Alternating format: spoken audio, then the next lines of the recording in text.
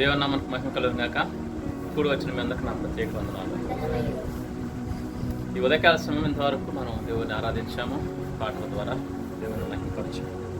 ఈ శుక్రవార ఆరాధనలో 10 నిమిషాలు దేవుని వాక్యం ధ్యానం చేసుకుందాం. చూడండి, మత్తయి సువార్త 13వ అధ్యాయము 3 నుంచి 9 వరకు మనం చదువుకున్నాము.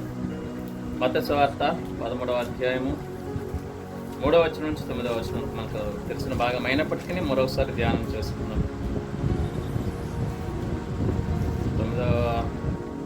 13వ అధ్యాయము మత్తయి సువార్త 3 నుంచి 9 వరకు.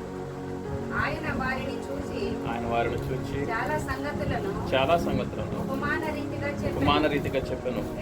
ఎట్లనగా ఇదిగో విత్తువాడు విత్తుటకు బయలువెళ్ళెను. వాడు విత్తుచుండగా కొన్ని విత్తనములు త్రోవ పక్కన పడెను. పక్షులు వచ్చి వాటిని మృంగివేసెను. కొన్ని చాలా మన్ను లేని రాతి నేలను పడెను. అక్కడ మన్ను లోతుగా ఉండనందున అవి వెంటనే మొలిచెను గాని సూర్యుడు ఉదయించినప్పుడు అవి మాడి వేరు లేనందున ఎండిపోయాను. కొన్ని ముండ్ల పొదలో పడెను. ముండ్ల పొదలు ఎదిగి వాటిని అణచివేసును. కొన్ని మంచి నేలను పడి ఒకటి 100 గాను, ఒకటి 60 గాను, ఒకటి 30 గాను ఫలించను. చెవులు గలవాడు వినుగా కానీ చెప్పాను. 7 వాక్య భాగం ద్వారా మనం బలపరచును గాక. మత్తయి సువార్త 13వ అధ్యాయము 3 నుంచి 9 వచనం మనం చదివాము. అందరికీ తెలిసిన భాగం అయినప్పటికీ మరొకసారి మనం ధ్యానం చేసుకున్నాం. ఏదో 1-2 మాటల ద్వారా 10 మాటల ద్వారా దేవుడు ఏం చేస్తాడు, మనల్ని బలపరుస్తున్నాడు. దేవుని వాక్యం రోజు ధ్యానించడం ఒకటే భాగమైనప్పటికీ కూడా దేవుడు క్రొత్తగా మాట్లాడుతూ ఉంటున్నాడు. మరి ఈరోజు మనకేం నేర్పిస్తాడు? శ్రద్ధతో ఆలకించి గ్రహించి ఆ రీతిగా మన జీవితాన్ని సరిచేసుకుని ప్రభుకు మరింత దగ్గరగా చేరుకుందాం. కాబట్టి గమనించండి, ఇక్కడ ప్రభు తన యొక్క సందేశంలో ఒక ఉపమానం చెప్తూ ఉంటున్నారు. ఏమని? విత్తువాడు విత్తడానికి బయలు వెళ్ళాడు. ఎవరైనా ఒక రైతే కదా, పొలాలు విత్తనాలు చల్లేదు పొలంలో. రైతు ఏం చేస్తాడు? విత్తనాలు విత్తడానికి వెళ్ళి ఏం చేస్తున్నాడు? విత్తనాలు చల్లుతూ ఉన్నాడు, విత్తుతూ ఉంటున్నాడు. పంట వేసి పంట కోసం విత్తనాలు చల్లి ఆ పంటను సమకూర్చుకోవాలని, తన కుటుంబాన్ని పోషించుకోవాలని ఆ రైతు విత్తనాలు విత్తుతున్నప్పుడు కొన్ని ఎక్కడెక్కడ పడ్డాయి అంట. కొన్ని ఏమో త్రోవ పక్కన పడ్డాయి, కొన్ని ఏమో రాతి నేలను పడ్డాయి, కొన్ని ఏమో ముళ్ళ పొదలున్నటువంటి ఆ యొక్క స్థలాల్లో పడ్డాయి, మరికొన్ని మాత్రం మంచి నేలన పడ్డాయి. 4 రకాలుగా ఈ గింజలు పడటం అనేది జరిగింది. ఇది మనకు ఇక్కడ చదివిన వాక్య భాగం అన్నమాట. అయితే త్రోవ పక్కన పడ్డ విత్తనాలని పక్షులు ఏం చేస్తాయి? వచ్చి వాటిని తినేస్తాయి. త్రోవ పక్కన అంటే చక్కగా కనపడుతూ ఉంటాయి అన్నమాట. ఎందుకంటే త్రోవలు ఏ గడ్డి ఉండదు, ఏమి బురద ఉండదు, ఏమీ ఉండదు. క్లియర్గా పడినట్టుగా ఆ గింజ విత్తనం అనేది కనపడుతుంటుంది.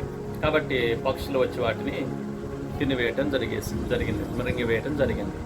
మరికొన్ని ఏం చేస్తాయి? రాతి నేలను అంటే మన్ను సరిగా లేని చోట, మన్ను అంటే మట్టి సరిగా లేని చోట్ల పడ్డాయి.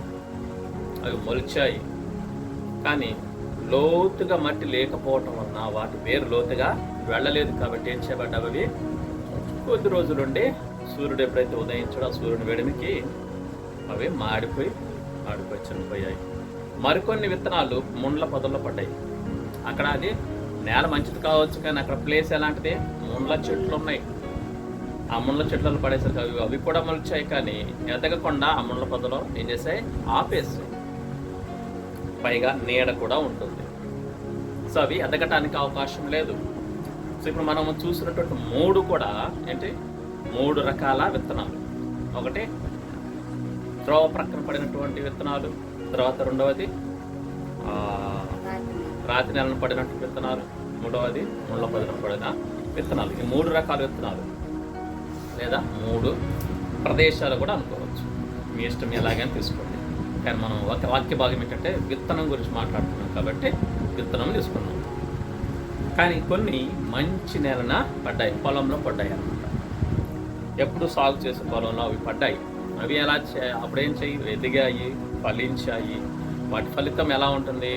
30 దంతులుగా, 60 దంతులుగా, 100 అంతులుగా ఫలించాయి. ఎక్కడ పడిన విత్తనం? మంచి నేలను పడిన విత్తనం మాత్రం ఫలించింది. ఇది ఇక్కడ ప్రభు మనకు సెలవిచ్చినటువంటి ఉపమానం. మరి ఈ దినాన్ని మనం ఇక వాక్య భాగం కొద్ది నిమిషం ధ్యానం చేసుకుందాం. విత్తువాడు విత్తుతూ ఉంటున్నాడు. ఆత్మీయానుసారంగా చూసుకుంటే విత్తనం అనేటువంటిది ఏంటిది? వాక్యం, దేవుని వాక్యం. ఆ వాక్యాన్ని మరి కాపరి కావచ్చు, ప్రవక్తలు కావచ్చు, సువార్థికులు కావచ్చు, ఎవరైనా మరి ఇంకొక మిషనరీ కావచ్చు, ఇంకెవరైనా కావచ్చు.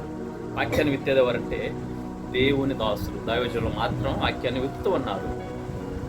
ఆ విత్తనం ఎక్కడైతే పడుతుందో ఆ ఉన్న ప్లేస్ని బట్టి ఆ విత్తనం ఏం చేస్తుంది?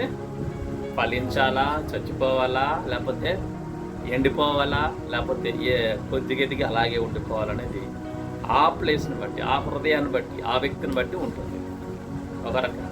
అవునా కదా? కాబట్టి ఈ ఉదయకాల సమయంలో, మధ్యాహ్న సమయంలో మరి దైవజనుడు వాక్యాన్ని విత్తుతూ ఉండగా వింటున్న మనము పొలము అనుకుంటే లేదా భూమి అనుకుంటే నీలో పడిన విత్తనం ఎలా చిగురుస్తుంది, ఎలా ఎదుగుతుంది, ఎలా మొలకెత్తుతుంది, ఎలా ఫలిస్తుంది అనేది ఒకసారి మనం జ్ఞాపకం చేసుకోవాలి. దేవుని వాక్యం అనేది వాక్యమే, విత్తనం అనేది విత్తనమే. విత్తనంలో, వాక్యంలో పొరపాటు ఉండదు. మరి దేన్ని బట్టి ఉంటుంది? ఆ పడిన ప్రదేశాన్ని బట్టి ఉంటుంది, నేలను బట్టి. సారవంతమైన నేల అయితేనేమో నిరంతరంగా ఫలితాన్ని ఇస్తుంది, కనీసం అరవంతరంగానైనా ఫలితాన్ని ఇస్తుంది. కానీ ఆ సారవంతం లేని నేల కాకపోతే, రాతి నేల అయితే ఉపయోగం లేదు. మరి ఇంకా త్రోవ ప్రక్కన పడితే ఆ మొక్క, ఆ విత్తనం అసలే ఎద్దగా, అసలు ఫలించదు, మొలకెత్తదు.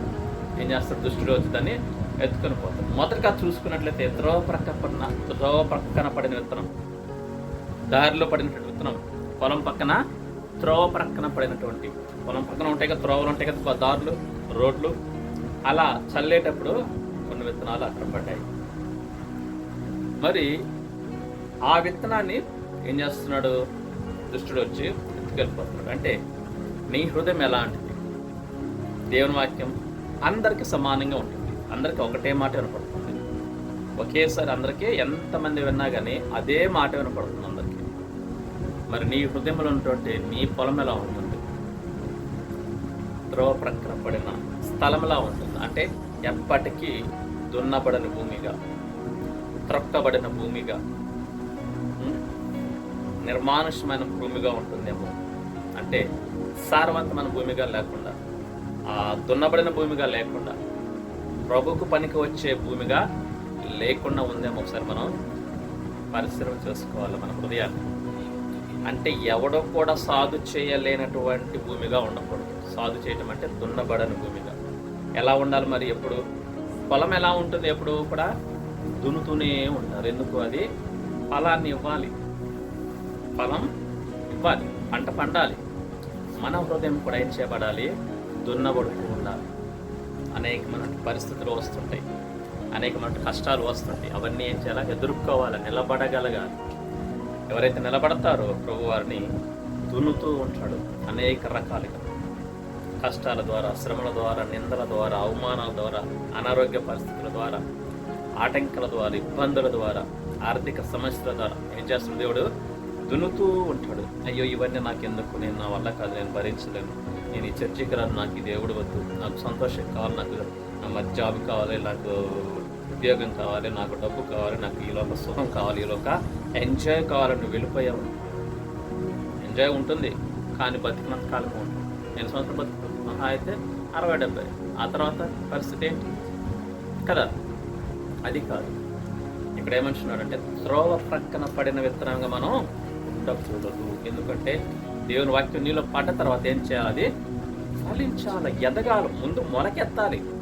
అవునా కదా? ముందు మొలకెత్తాలి, మొలకెత్తిన తర్వాత ఎదగాలి, ఎదిగిన తర్వాత ఫలాన్ని ఇవ్వాలి. అంతేకాని త్రోవ పక్కన పడిన విత్తనంలాగా నీ హృదయం ఉన్నట్లయితే దేనికే పనికిరాదు. దుష్టుడు ఏం చేస్తాడు? వచ్చి దాన్ని తీసుకొని వెళ్ళిపోతాడు. కాబట్టి గమనించండి, అదే మనం చూసినట్లయితే అదే అధ్యాయంలో ఉపమాన భావం మనకు కనపడుతూ ఉంటుంది. 18వ వచనంలో, విత్తువాను గూర్చిన ఉపమాన భావం వినడి, ఎవడైనా రాజ్యమును గూర్చిన వాక్యము విని గ్రహింపక ఉండగా దుష్టుడు వచ్చి వాని హృదయములను ఎత్తబడిన వాక్యమును ఎత్తుకొని పోవును. త్రోవ పక్కన పడిన వారు మీరే. ఎలా ఉంటున్నారంట? దేవుని సన్నిధికి వస్తున్నారు, దేవుని వాక్యాన్ని వింటున్నారు, కానీ ఆ వాక్యాన్ని అస్సలు గ్రహించారు.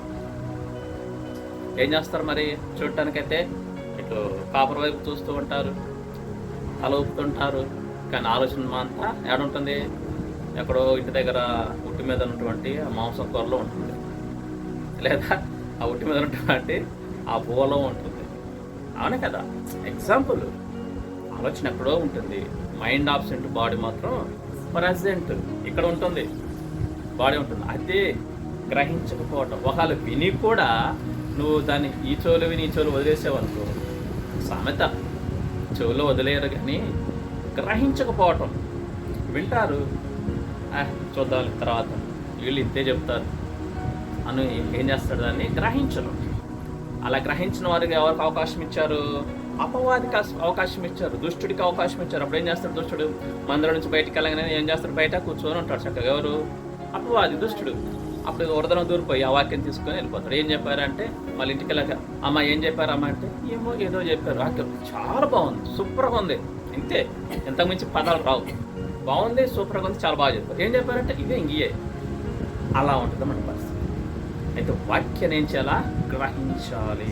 గ్రహించే మనసు కావాలి, గ్రహింపు కావాలి.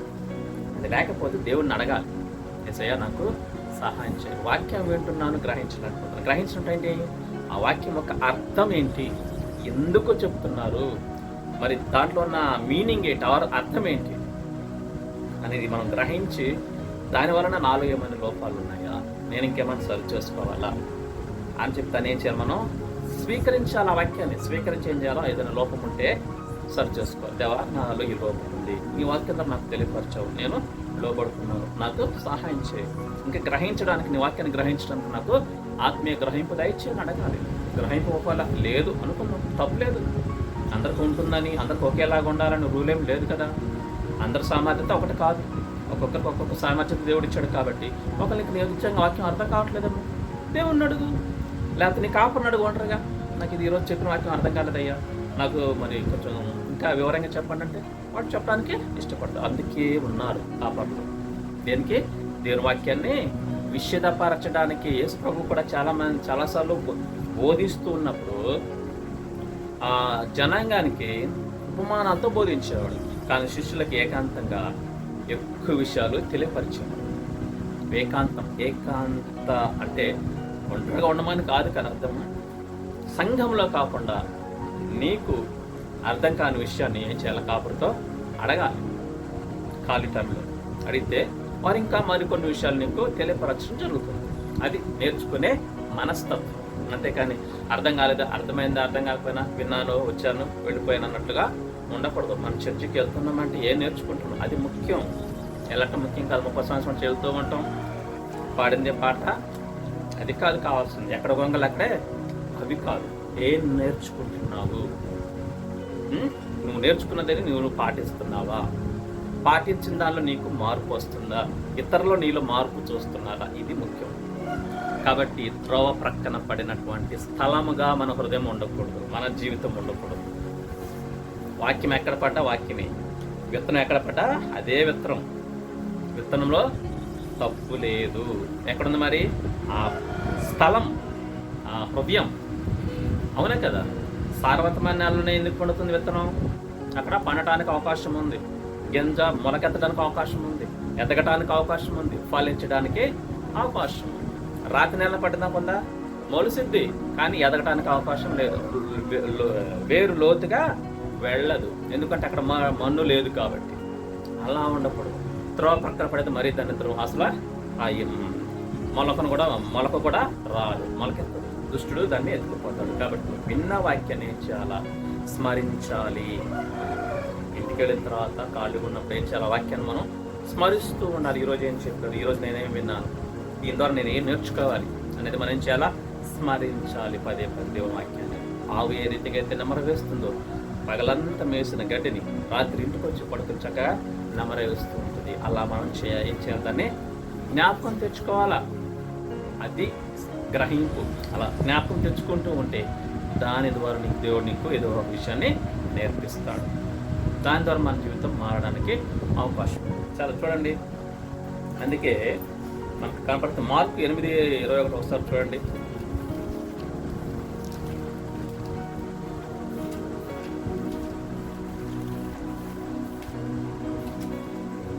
అందుకే ఆయన మీరు ఇంకా గ్రహింపుకున్నారా అని నేను చూడండి, శిష్యులను అడుగుతున్నాడు దేవుడు. ఇక్కడ యెసుప్రభు ఎన్నో ఆశ్చర్యకారాలు చేస్తున్నాడు, అద్భుతాలు చేస్తున్నాడు.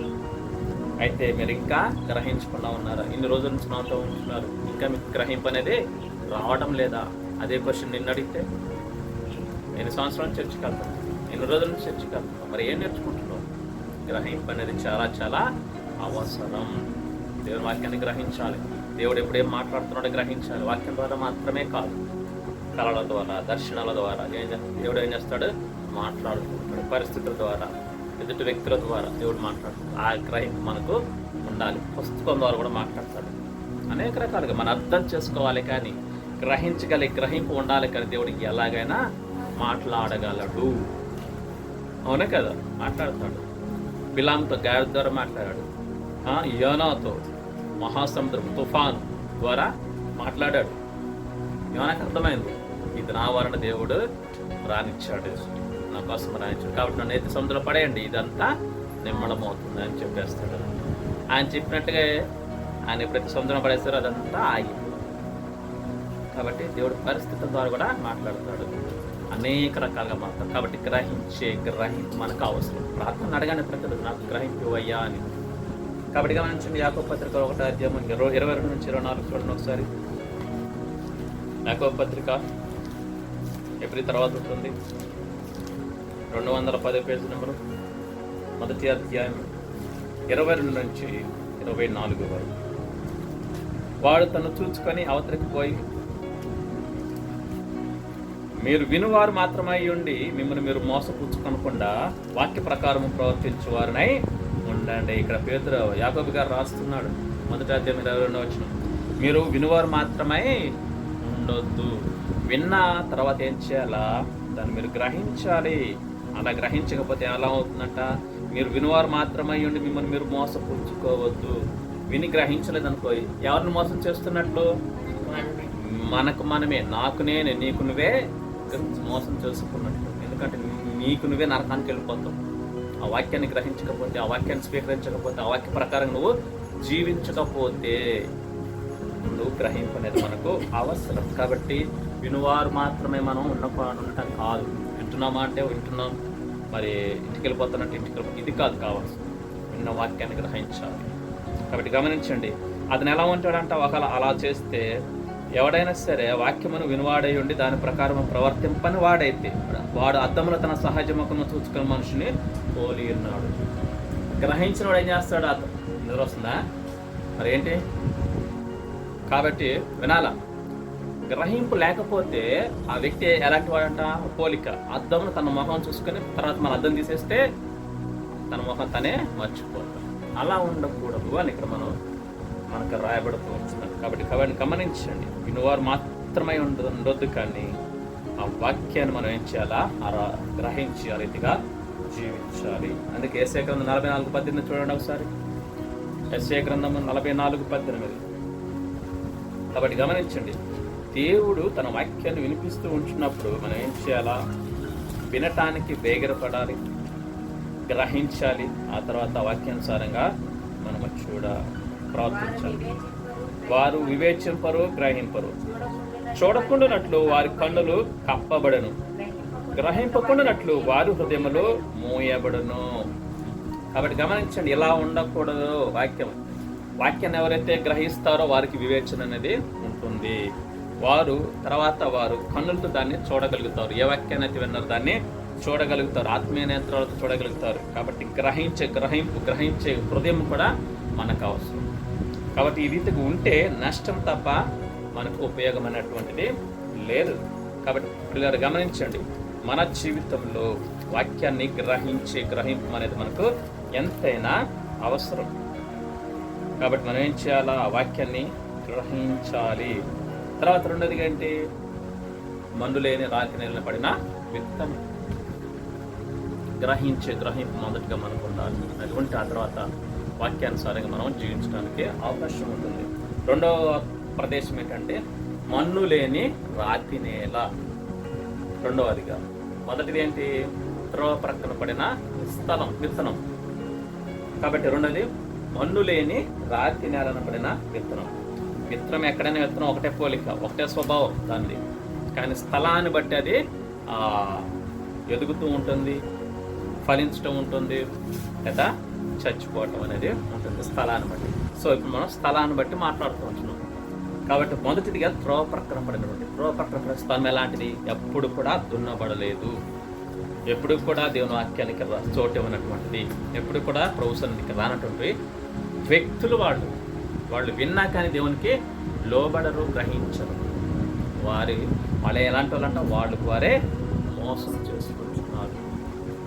సభలు పెట్టినప్పుడు, సువార్త చెప్పినప్పుడు వాక్యం వింటున్నారు, కానీ ఆ వాక్యానికి గ్రహింపు అనేది వారికి రావటం లేదు, అంటే గ్రహించరు.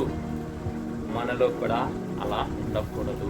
విశ్వాసమైన మనలో ఏం చేయాలి? వాక్యాన్ని గ్రహించాలి, ఆ వాక్యానుసారంగా జీవించాలి. తర్వాత రెండోదిగా చూసుకున్నట్లయితే మన్ను లేని రాతి నేల. రాతి నేలన విత్తబడిన వాడు ఎలా ఉంచాడంట? చూడండి, అదే మత్తయి సువార్త 13వ అధ్యాయం చూడండి ఒకసారి. రాతి నేలను విత్తబడిన వాడు వాక్యం విని వెంటనే సంతోషంతో దాన్ని అంగీకరించేవాడు. మనం ఎప్పుడైనా వాక్యం విన్నప్పుడు విశ్వాసులు కానీ అన్యులు కానీ ఏం చేస్తారు? వెంటనే దాన్ని సంతోషంతో అంగీకరిస్తారు.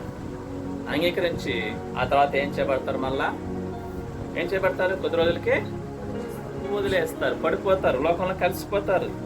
ఎందుకు అంటే వారిలో వేరు లేకపోవటం వలన. కాబట్టి వారికి ఏదైనా శ్రమ కానీ, హింస కానీ, ఆర్థిక పరిస్థితి కానీ, అనారోగ్య సమస్య కలిగినప్పుడు ఏం చేస్తారు? మరలా పడిపోతారు, లోకంలో కలిసిపోతారు. అలా ఉండటం మంచిది కాదు. వేరు అనేటువంటిది ఏంటది? ఆ పడిన విత్తనం యొక్క వేరు లోపలికి వెళ్తేనే ఆ చెట్టు అనేది పైకి వెళ్తుంది. అవునా కదా? వేరు ఎంత లోతుగా వెళ్తే చెట్టు అనేది అంత హైట్ ఎదుగుతుందన్నమాట. అలాగే దేవుని వాక్యం నీలో బలమ కలిగినదై స్థిరత్వం ఉంటేనే అప్పుడు నువ్వు ఆత్మీయ జీవితంలో స్థిరంగా ఉండగలవు. కష్టం వచ్చినా, శ్రమలు వచ్చినా, నిందలైన, అవమానాలను ఏం చేయబడతావు? పడిపోకుండా ప్రభు కోసం నిలబడగలుగుతావు. నీకోసం నిలబడగలుగుతావు అంటే ప్రభు కోసం నిలబడితే నీకు మేలు అనమాట. కాబట్టి వెంటనే అంగీకరించిన వాడు మొదట్లో బాగానే ఉంటాడు, కొద్ది రోజులు వేసరికి ఏదన్నా పరిస్థితులు మారిపోతే ఏం చేస్తాడు? వదిలేస్తాడు. దీన్ని ఏమంటారంటే ఉద్రేకం అంటారు. ఉద్రేకం విన్నప్పుడు చాలా బాగుంది, నేను అలాగే చేస్తాను, నీకు అలాగే జీవిస్తాను, నీకు ఎప్పుడు పడుకో, ఇలా అనేక మాటలు చెప్పటం జరుగుతుంటుంది. అలా చెప్పేసి దాన్ని ఏదైనా కళ్ళకు కానీ ఆకలవ కానీ ఏం చేస్తారు? వదిలేస్తారు. శ్రమలు అట్లా. కాబట్టి గమనించండి, అలా మనం ఉండకూడదు. ఉద్రేకంతో నిర్ణయాలు తీసుకోకూడదు. ఉద్రేకమైన దేవుని చిత్తాన్ని నెరవేర్చదు. నిదానమైనా కానీ కరెక్ట్ అయిన డిసిజన్ తీసుకోవాలి. కాబట్టి రాతి నేలను పడినటువంటి విత్తనం ఎదగకపోవటానికి కారణం ఏంటి? మన్ను లేకపోవటం వలన. మన్ను లేకపోవటం. దున్నబడిన స్థలం కాదు అది. రాతి నేల దున్నుతారు ఎవరన్నా? దున్నరు. ఏదో కొంచెం మట్టి ఉంటుంది, ఏ గాలి దుమ్ముకు పడిన మట్టి ఉండటం వలన అది ఏమంటారు? మొలుస్తుంది కానీ అది సూర్యుడు ఎండగొట్టగానే అది మరలా చచ్చిపోతుంది అన్నమాట. ఎందుకంటే వేరు లోపలికి దిగటానికి ఏముంది? అక్కడ రాయి ఉంది అడుగున, అది బండ ఉంది కాబట్టి అది దానికి అసాధ్యము. కొంతమంది హృదయాలు ఇలాగ ఉంటాయి. ఎలాగా? బండబారిన హృదయాలు, రాతి హృదయాలు. మాంసపు గుండె కావాలని దేవుడు అంటుంటే మీరేం చేస్తారు? బండ హృదయాలు కలిగి ఉంటారు, రాతి గుండెలు కలిగి ఉంటారు. సో ఆ రాతి గుండెలో వాక్యాన్ని అంతా చూపించిన, ఎన్నిసార్లు చెప్పినా కానీ వారు అంత ఈజీగా మారరు. దాన్ని దేవుడే కలగదీసుకోవాలి అని చెప్పి మన స్వార్థ చెప్పకుండా ఉండకూడదు. ఎందుకంటే దేవుడు అంటాడు, బండను భద్ర చెయ్యు, సుత్తి వంటిది కాదా నా మాట అంటాడు ఇర్మీయా గ్రంథంలో. ఎలాంటిదంట? బండన సహితం బద్దలు చేస్తుంది దేవుని వాక్యం. అయితే అంత దాకా తెచ్చుకోకూడదు మనం. అంటే రాతి లాంటి గుండెలు మనకు వద్దు, ఉండకూడదు. ఎందుకంటే బండను కొట్టాలంటే ఎంత కష్టం. సో ఆ బండ లాంటి హృదయాన్ని దేవుడు కొట్టాలంటే అలాంటి పరిస్థితులు వస్తే అప్పుడు తట్టుకోలేవు, భయంకరమైన పరిస్థితులు వస్తాయి. ఎందుకంటే ఆ రాతి గుండె కరగాలంటే అంత ఈజీ కాదు కదా, పగలాలంటే అంత ఈజీ కదా, రాయి పగలటం అంత ఈజీ కాదు కదా. సో అది పగలగొట్టాలంటే దేవునికి సాధ్యమే, కాదంటం లేదు. కానీ ఆ రాయిని పగలగొట్టాలంటే ఆ రాయికి ఎంత కష్టం, ఎన్ని ముక్కలైపోవాలా, ఎన్ని దెబ్బలు పడాలి దాని మీద. సమ్మెట దెబ్బలు, సుత్తి కూడా కాదు, సమ్మెట పెద్దది, అంతలా ఉంటుంది సమ్మెట. కాబట్టి అలాంటి రాతి గుండె నీలో ఉంటే దేవుడు తీసుకొచ్చే పరిస్థితులు నువ్వు తట్టుకోలేవు. సో అక్కడ దాకా మనం తెచ్చుకోకూడదు అంటున్నాను అనమాట. అందుకే దేవుని వాక్యం వినగానే దేవుని వాక్యానికి లోబడాలి, దేవుని వాక్యం చెప్పినట్లుగా జీవించాలి. అప్పుడే చక్కగా ఫలిస్తావు. ప్రభు కోసము, నీ కోసము, నీ కుటుంబం కోసము, అనేకుల కోసం నువ్వు మేలుపరంగా ఉండగలుగుతావు. కాబట్టి పిల్లలు గమనించండి, రాతి నేలన పడటం విత్తనం తప్పు కాదు, కానీ ఆ రాతి నేల అనేది నీలో ఉండకూడదు. ఏంటి నిద్ర వస్తుందా? మొంగడుకున్నప్పుడు ఎందుకు కష్టపడతావు, కానీ మొంగడుకున్నప్పుడు. కాబట్టి గమనించండి, రాతి నేల అనేటువంటిది మనకు ఉండకూడదు. అందుకే దేవుడు అంటాడు, నేను రాతి గుండెను తీసివేస్తే నీకు మాంసపు గుండెను ఇస్తాను అంటున్నాడు యెహెజ్కేలు గ్రంథంలో. కాబట్టి గమనించండి, మనము రాతి నేల, రాతి గుండెను మనం కలిగి ఉండకూడదు. ఎన్నిసార్లు చెప్పినా సరే వినట్లేదు అనుకో, ఏమవుతుంది? సముద్ర గ్రంథము 29 మొదటి అధ్యాయం, ఎన్నిసార్లు గద్దించిన లోబడిన వాడు హఠాత్తుగా నాశనం. దేవుని వాక్యం వినపడుతున్న కొద్ది నువ్వేం చేయాలా? లోబడాలి. కాబట్టి కఠినం చేసుకోకూడదు. ఐగుప్తు రాజు అయిన ఫరో కఠినం చేసుకున్నాడు కదా, ఎన్నోసార్లు కఠినం చేసుకున్నాడు. దేవుడు చెప్పిన కొద్ది మాట వినకుండా ఏం చేశాడు? కఠినపరుచుకొని ఏం చేశాడు? తన హృదయానికి రాతి గుండెలాగా బండలాగా చేసుకున్నాడు. ఎంత నష్టపోయాడు, తన రాజ్యం ప్రజలంతా నష్టపోయారు. పశువులు పోయినాయి, సంపద పోయింది, చివరికి జ్యేష్ఠ కుమారులు మొత్తం చనిపోయారు. ఐగుప్తు రాజ్యం ప్రతి ఇంట్లో జ్యేష్ఠ కుమారుడు చచ్చిపోయాడు. రాతి గుండె ఉంటే ఇలాగా ఉంటాయి. భయంకరమైన పరిస్థితులు దేవుడు తీసుకురావాల్సి వస్తుంది. ఎందుకంటే కరిగించాలి కాబట్టి. అంతదాకా మనం తెచ్చుకుంటే మనకే నష్టం. అంతదాకా తెచ్చుకోకూడదు. ఏం చేయాలా? లోబడాలి. తర్వాత మనం చూసినట్లయితే ముండ్ల పొదల్లో పడిన విత్తనం. చూడండి, మత్తయి సువార్త 11:22. ముండ్ల పొదల్లో విత్తబడిన వాడు వాక్యము వినువాడే గాని ఐహిక విచారములను, ధనమోహమును ఆ వాక్యమును అణచివేయును. అప్పుడు వాడు ఏం చేస్తాడంట? నిష్ఫలుడవును. ఇతను వింటాడు, రక్షించబడతాడు, సంఘంలో ఉంటాడు. ఎవరు? ముళ్ళ పొదల్లో పడినటువంటి వ్యక్తి ఏం చేస్తాడు? రక్షించబడతాడు, వింటాడు, దేవుని కోసం జీవిస్తాడు, సంఘంలో ఉంటాడు. కానీ ఎలా ఉంటాడు? ఐహిక విచారాలు అంటే అర్థం ఏంటి?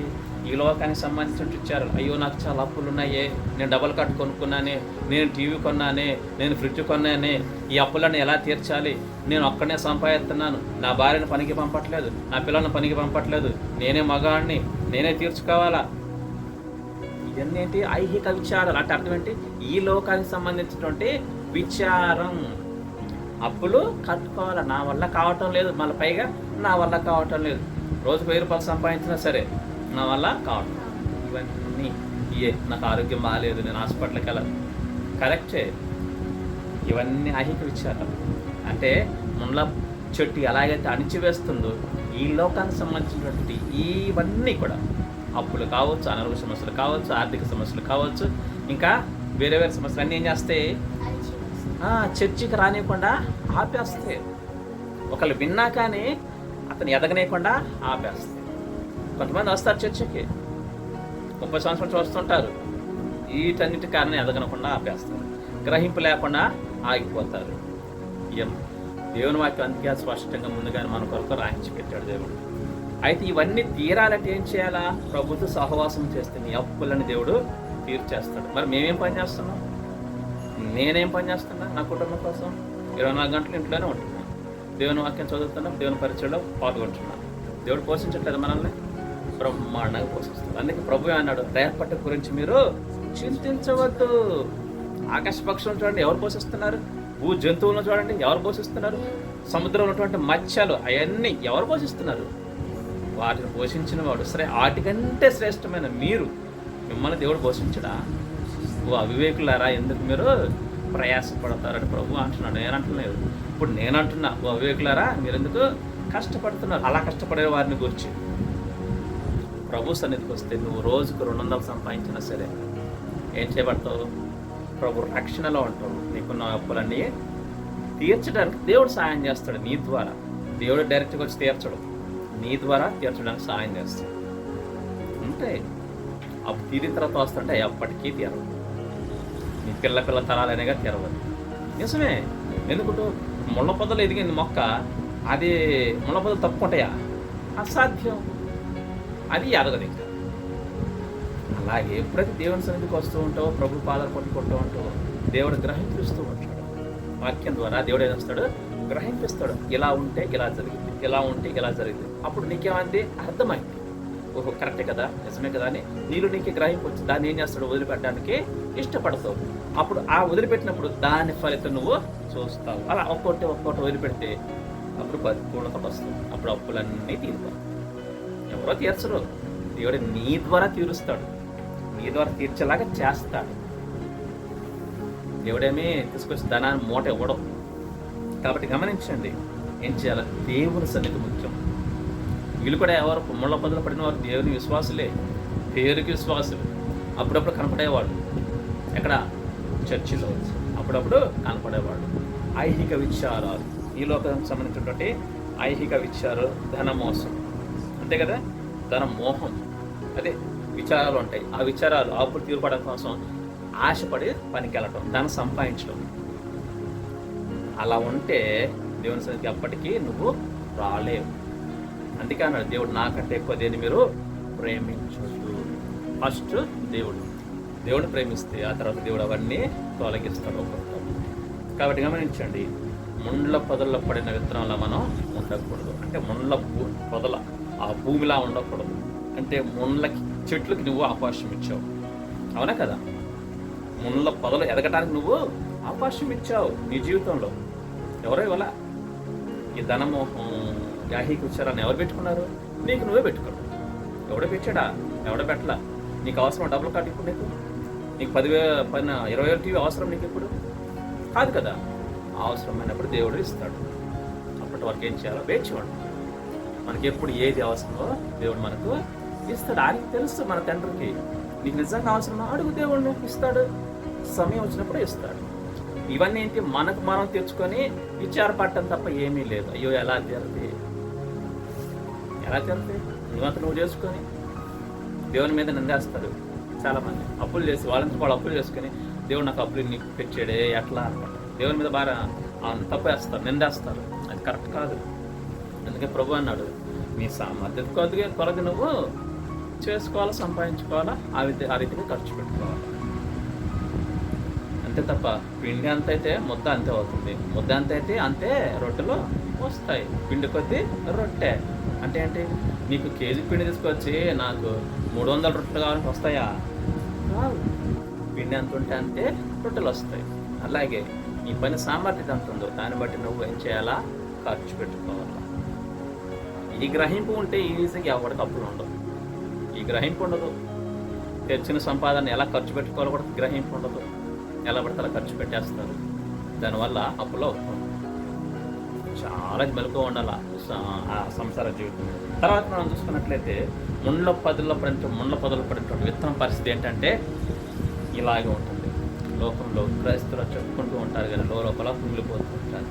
ఆర్థిక సమస్యలకి, అనారోగ్య సమస్యలకి, అప్పులకి, బాధలకి తట్టుకోలేక ఏం చేస్తారు? ఈ మధ్య మన దగ్గర కూడా వాటి జరిగింది కదా, వాక్యం తట్టుకోలేక పారిపోయారు, ఆడిపోతారు. అది మనం కావాలని చేసుకునేది, అలా చేయకూడదు. తర్వాత 4వదిగా మంచి నేలను పడిన విత్తనం ఎక్కడైనా ఒకటే. మనం స్థలం గురించి మాట్లాడుతుంటున్నాం. ఏ స్థలంలో మనం ఉంటున్నాం. చూడండి 23వ మంచి నేలను విత్తబడిన వాడు వాక్యము విని గ్రహించువాడు. అదిగో గ్రహించాలి కదా. మొదటిగా అయితే గ్రహించాలి. అట్టి వారు సఫలులై, ఒకడు 100 60 ఒకడు 30 ఫలించాడు. నీలో ఉన్న భూమి ఎలాంటిది? నీ హృదయం ఎలాంటిది? దేవునికి లోబడే హృదయమా? దేవునికి ఎదురు తిరిగే హృదయమా? లేకపోతే దేవుని సన్నిధికి వెళ్తూ ఇహలోక సంబంధించినటువంటి ఈ యొక్క అప్పులు ఈ యొక్క కురుంగుదల్లో పెట్టుకుంటున్నావా? లేకపోతే అసలు దేవుని వాక్యానికి చోటు లేకుండా చేస్తున్నావా? ఏంటి నీ హృదయం? దేవుని వాక్యాన్ని వినాలి, వాక్యానికి లోబడాలి, వాక్యాన్ని గ్రహించాలి. ఆ ప్రకారంగా జీవిస్తేనే నీకు దేవుడు ఏం చేస్తాడు? ఆత్మీయ మేలులు అనుగ్రహిస్తాడు. అప్పుడు నువ్వేం చేస్తావు? చేపడతావు 30 60 100 30 60 100. ఒకేసారి 100 రాదు. క్రమక్రమంగా అభివృద్ధి అనేది వస్తుంది. దేవుడు అలా ఇస్తాడు. ఒకసారి చివరిగా ఒక క్వశ్చన్ చూసుకుందాం, ముగించుకుందాం.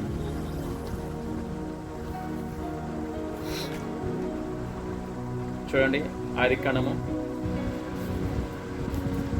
ఇస్సాకు కూడా, ఇస్సాకు ఎవరు గుర్తున్నాడా? ఎవరు ఇస్సాకు? వావ్, సూపర్, బాగానే గుర్తుపెట్టుకున్నారే. అంతే, అలా గుర్తుపెట్టుకోవాలి దేవుని వాక్యాన్ని.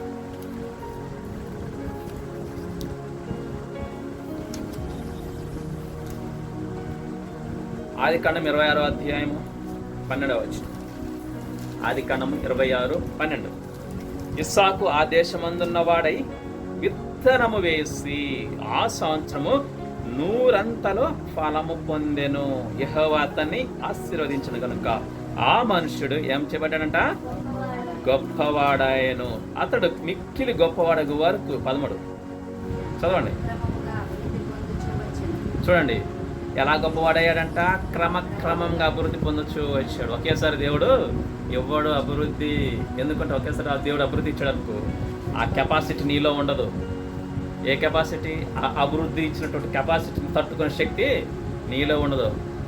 మెయింటెనెన్స్ అంటారు. మెయింటైన్ చేసే శక్తి నీలో ఉండదు. అదే క్రమంగా అనుకో, నీకు అది దేవుడు అలవాటు చేస్తాడు. ఇప్పుడు ఒకేసారి 10 కోట్లు ఇచ్చాడు, నువ్వు ఏం చేయగలుగుతావు? నేను కూడా ఏం చేయలేను, మెయింటైన్ చేయలేను. అసలు మెయింటైన్ చేయడం చేత కాదు, గర్వం వచ్చింది ఓకే, దాన్ని కాపాడుకోవడం కూడా చేత కాదు, కాపాడుకోవడం కూడా చేత కాదు. కాబట్టి గమనించిన, అందుకే ప్రభు అంటున్నాడు, ఇస్సాకు దేవునికి లోబడ్డాడు, దేవునికి ఇష్టంగా జీవించాడు, దేవుడు చెప్పినట్లుగా చేశాడు. ఇతని హృదయం ఎలాంటిది? మంచి నేల అనమాట.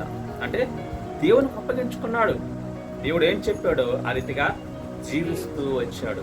కాబట్టి దేవుడు ఏం చేశాడు? అతన్ని ఆత్మీయంగాను బాహ్యపరంగాను దీవించాడు. బాహ్యపరంగా ఏం చేశాడు? చూడండి, విత్తనం వేశాడు. అంటే ఎక్కడ? మరి ఇది ఎక్కడ? వేరే దేశంలో, గెరారు అనే ఐగుప్తు దేశంలో, గెరారు రాజు దగ్గర ఐగుప్తు దేశంలో ఉన్నాడు. తన సొంత దేశంలో కూడా కాదు, పరాయి దేశంలో ఉన్నాడు ఇస్సాకు. అక్కడ విత్తనం వేసి ఆ సంవత్సరం 100 ఫలము పొందుకున్నాడు. ఎవరిచ్చారు మరి ఫలం? దేవుడు ఇచ్చాడు. దేవునికి లోబడితే, దేవునికి వాక్యానికి విధేయత చూపిస్తే, వాక్యానుసారంగా జీవిస్తే, ఇదేవి చేయకుండా నాకు 100 ఫలం కావాలంటే రాదు. కాబట్టి గమనించండి, దేవునికి మొదటిగా లోబడ్డాడు, ఆ ప్రకారంగా వాక్యానుసారంగా జీవించాడు. కాబట్టి దేవుడు ఏం చేశాడు? 100 దీవించాడు. ఆ తర్వాత ఆ మనుషుడు మిక్కిలి గొప్పవాడయ్యాడు. ఎలా గొప్పవాడాడు? క్రమంగా అభివృద్ధి పొందుతూ వచ్చాడు. మంచి నేలను పడినటువంటి విత్తనం ఈ రీతిగా అభివృద్ధి పొందుతుందన్నమాట. కాబట్టి మన హృదయం ఎలా ఉండాలి? మంచి హృదయమై ఉండాలి, నూతన హృదయమై ఉండాలి. తర్వాత దేవునికి లోబడే హృదయమై ఉండాలి, నిర్దోషమైన హృదయముగా ఉండాలి. మన హృదయం ఎలాంటిది? ఇర్మీయా గ్రంథం 17:9 ప్రకారంగా ఘోరమైనటువంటి హృదయాన్ని ఏం చేయాలి? దేవునికి అప్పగించుకోండి. లూదియా హృదయాన్ని దేవుడు ఏ రీతికి తెరిచాడో గుర్తుందా? లూదియా అపొస్తలుల 16వ అధ్యాయంలో పౌలు చెప్పిన మాటలను ఆమె లక్ష్యం ఉంచింది, ఆ వాక్యాన్ని లక్ష్యం ఉంచింది. కాబట్టి ఎప్పుడెప్పుడైతే లూదియా హృదయాన్ని దేవుడు తెరిచాడు, ఆ రీతిగా నీ హృదయాన్ని తెరుస్తాడు. నూతన హృదయాన్ని, నూతన మనసును మనకు దేవుడు అనుగ్రహిస్తాడు. రాతి గుండెను తీసివేసి మాంసపు గుండెను ఇస్తాడు. అప్పుడు దేవునికి నువ్వు ఇష్టంగా జీవిస్తావు. ఆ తర్వాత క్రమంగా దేవుడు ఏం చేస్తాడు? అభివృద్ధి పొందిస్తాడు. అప్పుడు 100 ఫలం నువ్వు చూడగలుగుతావు. ముందు నువ్వు ఆత్మీయంగా ఫలిస్తే ఇహపరంగా దేవుడు నిన్ను దీవిస్తాడు. ముందు ఏం చేయాలి? మనం ఆత్మీయంగా ఫలించాలి. మన ఫలం అనేకులు చూడాలి. ఏంటి ఆ ఫలం? అదే ఏంటి బాహ్యంగా అంటే అర్థం ఏంటి? ఇతరులు చూసిన వాళ్ళు ఏమనుకోవాలి నిన్ను చూస్తే? ఎస్, ఇతను నిజంగా ఈమె వీడే నిజంగా దేవుని బిడ్డ, చాలా మంచి వ్యక్తి, ఒకరిని పల్లెత్తి మాట అనదు, ఒకరిని తిట్టదు, ఒకరిని కొట్టదు, మోసం చేయదు, దొంగతనం ఇవన్నీ తీసేసి మంచి వ్యక్తి అనే పేరు వస్తుంది. అలా జీవిస్తే అప్పుడు నీ వలన దేవుని నామం మహిమపరచబడుతుంది. అది దేవుడు కోరుకుంటున్నాడు. పరిశుద్ధమైన జీవితం దేవుడు కోరుకుంటున్నాడు. నిర్దోషమైన హృదయాన్ని దేవుడు కోరుకుంటున్నాడు. అలా జీవిస్తే ఇహపరంగా నువ్వు చేసే ప్రతి పని దేవుడు ఏం చేస్తాడు? దీవిస్తాడు. కోల్గేట్ వాడుతున్నాం కదా, ప్రపంచవ్యాప్తంగా కోల్గేట్ వాడుతున్నాం కదా. ఒకప్పుడు ఆ కోల్గేట్లో, ఇప్పుడున్న కోల్గేట్ యజమాని ఒకప్పుడు ఆ దాంట్లో రోజువారి పనికి వెళ్ళే వ్యక్తి. కానీ ఒకనొక రోజున ఆ కోల్గేట్ కంపెనీనే కొనేసాడు దేవుని కృపవాన. ఎందుకు అంటే నమ్మకంగా ఉన్నాడు, దేవుడు చెప్పినట్లు చేశాడు.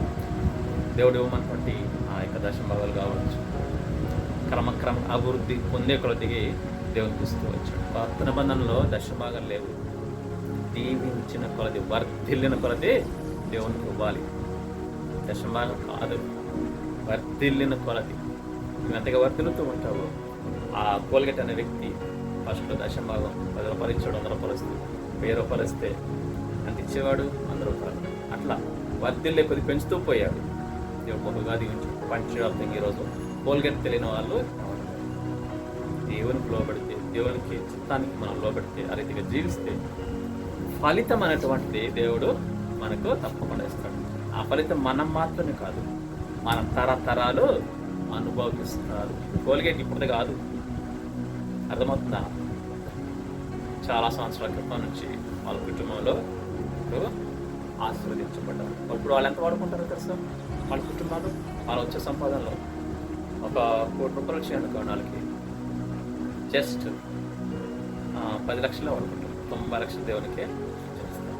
జస్ట్ ఎగ్జాంపుల్ చెప్పి మీకు అంతే. కోట్లు వస్తుంది అంటే 90% దేవునికి ఇస్తారు, 10% మాత్రమే వాళ్ళు వాడుకుంటారు. రివర్స్ అయిపోయింది ఇప్పుడు. అంతగా దేవుడు వాళ్ళు దీవించాడు. ఎందుకంటే దేవుడికి ఇచ్చే కొలది వారు దీవించబడ్డారు. దేవుడు వారి హృదయాన్ని చూశాడు. ఉత్సాహం ఇచ్చేవాడిని దేవుడు వదిలిపెట్టాడు. కాబట్టి గమనించండి, మనం కూడా ఆత్మీయంగా వర్తిల్లితే దేవుడు బాహ్యపరంగా మనను దీవిస్తాడు. ముఖ్యంగా ఆత్మీయ జీవితం ఫలింపు కావాలి. బాహ్యంగా నువ్వు ఇచ్చిన ఏ పని ఒకటే, దేవునికి అవసరం ఏం లేదు. బాహ్యపరంగా దేవునికి అవి అవసరం కాదు. ఆత్మీయ ఫలితం కావాలి దేవునికి.